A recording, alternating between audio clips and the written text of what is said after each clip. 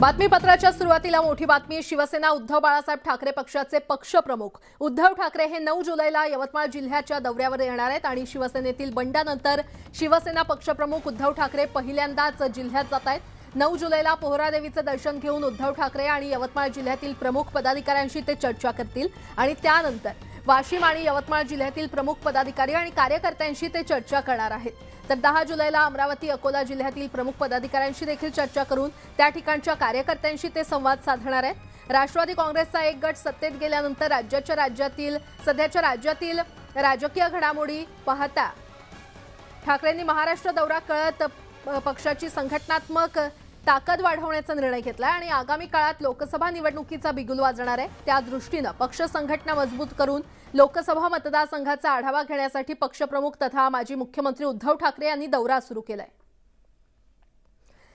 अधिक माहिती देत आहेत आमचे प्रतिनिधी उदय जाधव आपल्यासोबत जोडले गेलेले आहेत। उदय, राज्यातलं राजकारण एक प्रकारे एकीकडे ढवळून निघालेलं आहे आणि आता उद्धव ठाकरे हे त्यांचे दौरे सुरू करतायत। विदर्भ दौरा त्यांचा आता सुरू होणार आहे, काय अपडेट? शिवसेनेमधल्या अभूतपूर्व उठावानंतर जवळपास आता 1 वर्ष पूर्ण झालेलं आहे। त्यानंतर आता प्रलंबित निवडणुका ज्या आहेत त्या होण्याच्या मार्गावरती आहेत। त्या आधीची ही पूर्वतयारी म्हणता येईल। स्वतः शिवसेना पक्षप्रमुख उद्धव ठाकरे हे पश्चिम विदर्भाच्या दौऱ्यावरती निघालेले आहेत आणि 9-10 असा त्यांचा हा दौरा असणार आहे आणि या दौऱ्यामध्ये ते वाशिम, यवतमाळ, वर्धा, त्याचबरोबर बुलढाणा या ठिकाणी ते दौरे करणार आहेत। ते सभा देखील घेणार आहेत। त्याचबरोबर 9 तारखेला ते पोहरादेवीचं दर्शन देखील घेणार आहेत। हे अत्यंत महत्त्वाचं आहे कारण बंजारा समाज जो आहे तो मोठ्या संख्येने पश्चिम विदर्भामध्ये आहे आणि त्यामुळे पोहरादेवीचं दर्शन जेव्हा शिवसेना पक्षप्रमुख उद्धव ठाकरे घेतील त्यावेळेला ते एक सभा देखील होणार असल्याची माहिती मिळते आहे। अनेक ठिकाणी त्यांच्या सभा होणार आहेत।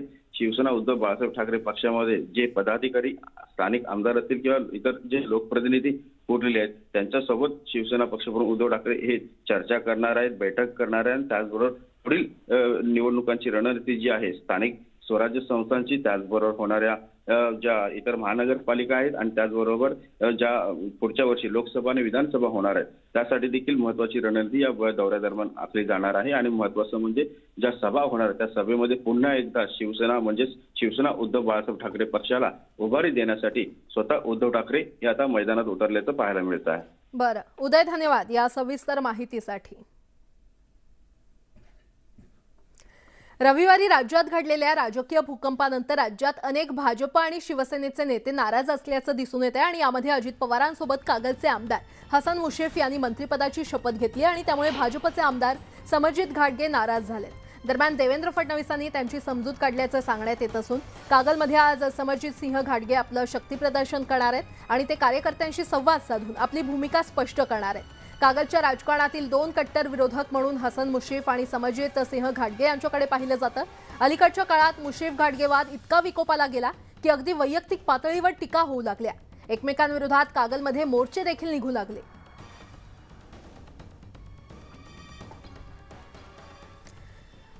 महायुती सरकारचा लवकरच मंत्रिमंडळ विस्तार होणार आहे आणि या मंत्रिमंडळ विस्तारात अजित पवार गटाला मंत्रिपद नसणार असल्याची सूत्रांची माहिती आहे। लवकरच होणाऱ्या विस्तारात फक्त शिवसेना आणि भाजपच्या आमदारांमध्ये मंत्रिपद समसमान वाटली जाणार असल्याची माहिती आहे।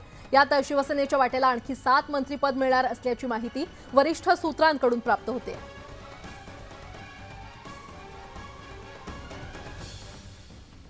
अजित पवार हे राष्ट्रवादीमधून बंड करून सरकारमध्ये सामील झाले आणि त्यांना मंत्रिपद देखील मिळालं। मात्र शिवसेनेच्या आमदारांना मंत्रिपद मिळालं नसल्यानं नाराजी असल्याची चर्चा आहे।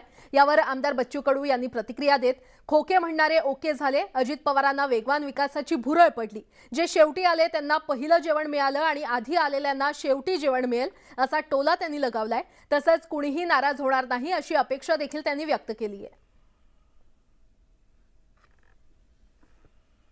नाराज व्हायचं कारण नाही, कारण आता खोके म्हणणारे ओके झाले, सरकार चांगलं झालं आणि स्वागतच आहे। काय झालं आहे का शिंदे साहेबांचं आणि देवेंद्र फडणवीस साहेबांचं वेगवान विकास त्याच्या भुरळ अजितदादांना पडली। त्यामुळे विकासासोबत आपण मागे राहू नये। त्यांनी आता सरकारमध्ये सामील झाले, त्यांचं अभिनंदनच आहे। जे शेवट आले त्यांना पहिले जेवण भेटलं आणि पहिल्या वालेले आता शेवट भेटला पण ते माहीत नाही। ते नाराजी थोडी असतं पण आता नाराजी करून काय करणार आहे? नाराजी आता करून काही होणार नाही। अजित पवार यांचा मोठा गट शिंदे फडणवीस सरकारमध्ये सामील झाला। राष्ट्रवादीच्या 9 आमदारांनी थेट मंत्रिपदाची शपथ घेतल्यानं मंत्रिपदाच्या प्रतीक्षेत असलेले शिवसेनेचे आमदार नाराज असल्याची चर्चा रंगू लागली होती। मात्र मुख्यमंत्री एकनाथ शिंदे यांनी या सर्व वावडे असून 2024 मध्ये मीच मुख्यमंत्री राहणार असल्याचा विश्वास आपल्या आमदारांना दिलाय।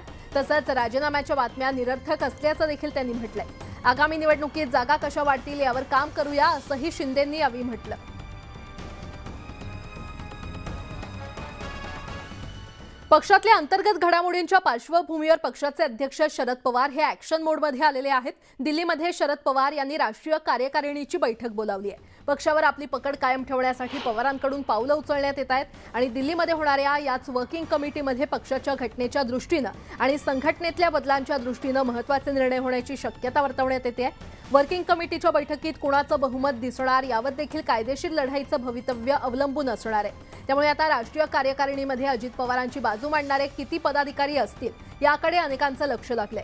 शरद पवारांनी पक्षातील पदाधिकारी आणि आमदारांसोबत चर्चा सुरू केली आहे, तर आपल्या दौऱ्याचीही आखणी करण्यास सुरुवात केलेली आहे।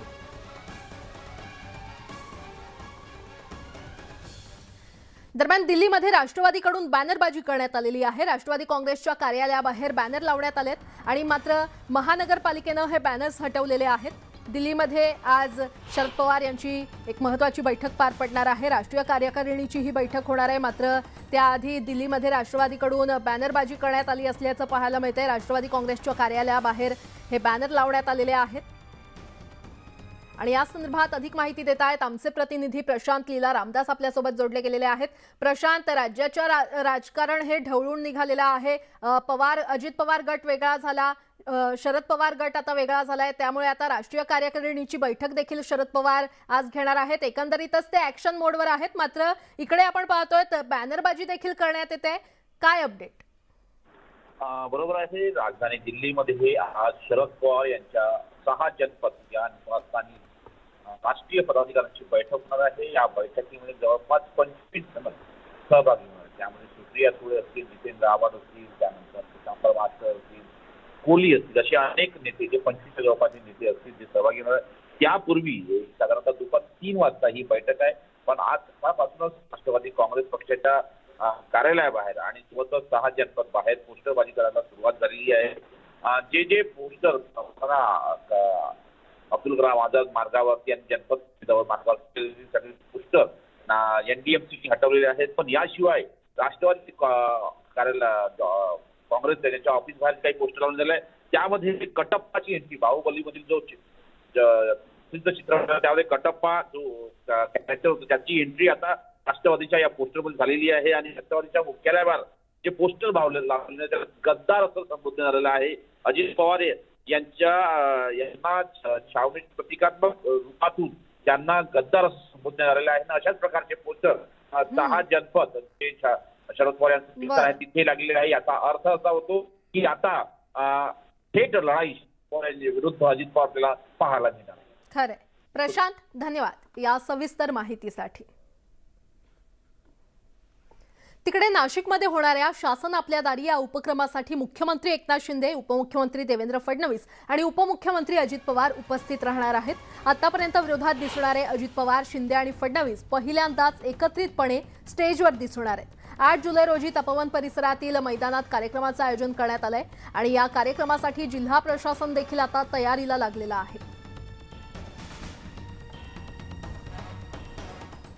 आणि आता पावसासंदर्भातल्या काही बातम्या पाहूयात। मुंबईसह महाराष्ट्रात सुरू असणाऱ्या पावसानं आता चांगलाच जोर धरला असून कोकणाला रेड अलर्ट जारी करण्यात आलेला आहे, तर काही ठिकाणी अतिवृष्टीची शक्यता असल्याचा अंदाज भारतीय हवामान विभागानं वर्तवलाय। मुंबई ठाण्यामध्ये पुढील 2 दिवसांसाठी मुसळधार ते अतिमुसळधार पावसाचा इशारा देण्यात आलाय।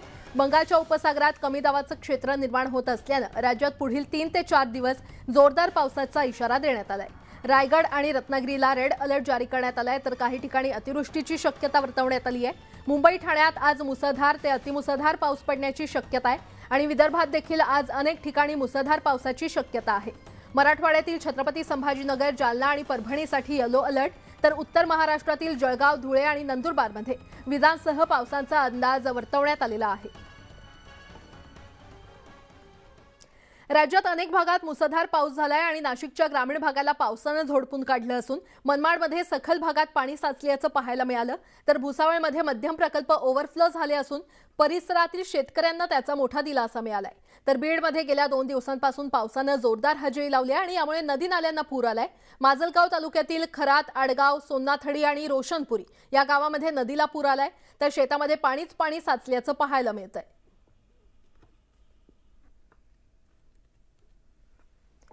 राज्यातील अनेक जिल्ह्यांना पावसानं झोडपून काढलंय। जळगाव जिल्ह्यात मुसळधार पाऊस झालाय आणि यामुळे पारोळा तालुक्यातील देवगाव इथे दुफळी नदीला पूर आलाय, तर नदीच्या काठावर असलेलं महादेव मंदिर देखील पुराच्या विळख्यात सापडलंय। दुसरीकडे नंदुरबार जिल्ह्यातील शहादा तालुक्याला पावसानं झोडपून काढलंय आणि यामुळे सखल भागात पाणी साचलंय। बाजारपेठेमध्ये कमरे इतकं पाणी साचल्यानं नागरिकांना मनस्ताप सहन करावा लागतोय। तर धाराशिवच्या कळंब, परंडा, भूम आणि वाशी या तालुक्यात पावसानं हजेरी लावली आहे। या पावसानं खरीपातील पेरणीच्या कामाला वेग येणार असल्यानं बळीराजा सुखावलाय।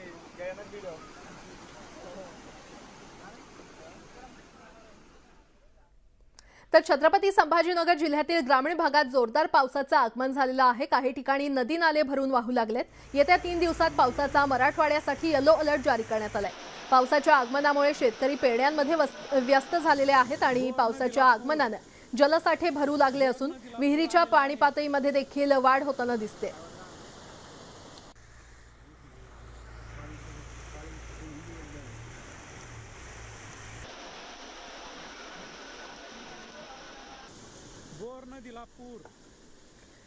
नैसर्गिक सौंदर्यानं नटलेल्या वेरूळ लेणीवरील डोंगर दऱ्यातील धबधबे पावसानं खळखळून वाहत आहेत। जगप्रसिद्ध वेरूळ लेणीमध्ये असलेला सीतान्हाणी धबधबा ओसंडून वाहू लागलाय। सीतान्हाणी धबधबा पाहण्यासाठी दरवर्षी इथे मोठ्या संख्येनं पर्यटक येतात।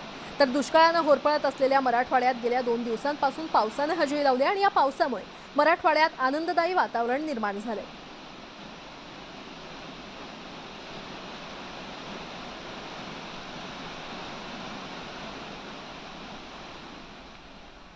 यंदा दरवर्षीपेक्षा पावसाला उशिरा सुरुवात झाल्यानं आंबोली धबधबा उशिरानं प्रवाहित झाला आणि धबधबा सुरू झाल्याचं कळताच पर्यटकांची गर्दी या धबधब्याजवळ पाहायला मिळते।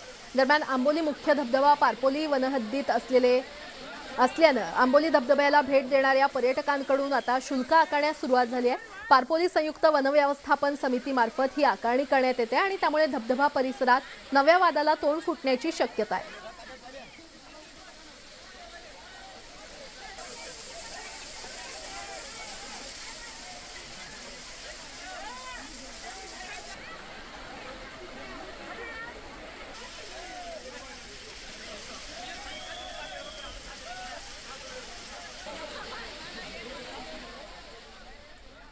तिकडे अमरावती जिल्ह्यातील तिवसा तालुक्यातील शिरसगाव मोझरी येथील विद्यार्थी घरी जात असताना 6 विद्यार्थी वीज कोसळल्यानं जखमी झालेत। यात सुदैवानं सर्व विद्यार्थी बचावलेत। हे विद्यार्थी मध्य प्रदेशच्या बैतूलमधील एकाच कुटुंबातले आहेत।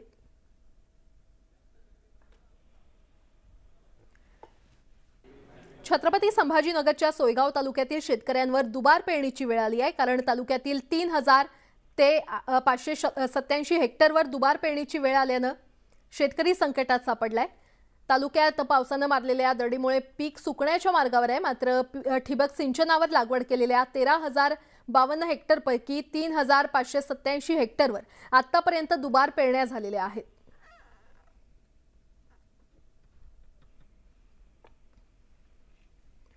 मुंबई गोवा महामार्गाचं काम सध्या संथ गतीनं सुरू आहे, मात्र या मार्गावर काही ब्रिटिशकालीन पूल अजूनही वापरात आहेत आणि या पुलाचं ऑडिट केल्यानंतर हे पूल वापरण्यास योग्य नसल्याचा अहवाल देण्यात आलाय। मात्र तरी देखील काही पूल वाहतुकीसाठी अजूनही वापरले जात आहेत। संगमेश्वर कोळंबे इथला पूलही धोकादायक बनलाय आणि या पुलाचा सुरक्षा कठडा पूर्णपणे कोसळलाय। पुलाच्या दोन्ही बाजूनं वळणं असल्यानं हा तुटलेला कठडा दिसून येत नाहीये आणि त्यामुळे अपघात होण्याची शक्यता निर्माण झाली आहे। सध्या मुंबई गोवा महामार्गाचे काम हे युद्ध पातळीवर चालू आहे, परंतु या महामार्गावर येणारे जे ब्रिटिशकालीन पूल आहे यांच्याकडे मात्र दुर्लक्ष केलं जातं, असं स्थिती आता सध्या पाहायला मिळते। आपण आता आहोत मुंबई गोवा महामार्गावर कोळंबे या ठिकाणी, आणि या ठिकाणी जो पूल आहे हा ब्रिटिशकालीन पूल आहे, परंतु या पुलाचा जो कठडा जो आहे हा पूर्णपणे तुटलेला दिसतोय। गेल्या 2 ते 3 दिवसामध्ये हा कठडा जो आहे पूर्णपणे तुटलेला दिसतोय। एका ठिकाणी बघितलं तर पाईप नुसते लावून ठेवले आणि ही दोन्ही साईडनी या ठिकाणी वळणं आहेत आणि या वळणावर गाड्या ज्या आहेत त्या सुसाट येत असतात, वेगाने येत असतात. कदाचित उद्या या कट्ट्याच्या साईडला जाऊन एखादा अपघात होण्याची शक्यता नाकारता येत नाही, परंतु झोपलेल्या प्रशासनाला मात्र याबद्दल काहीच जाग नाही आहे. संबंधित जे खातं आहे ते देखील इकडे दुर्लक्ष करताना दिसतंय.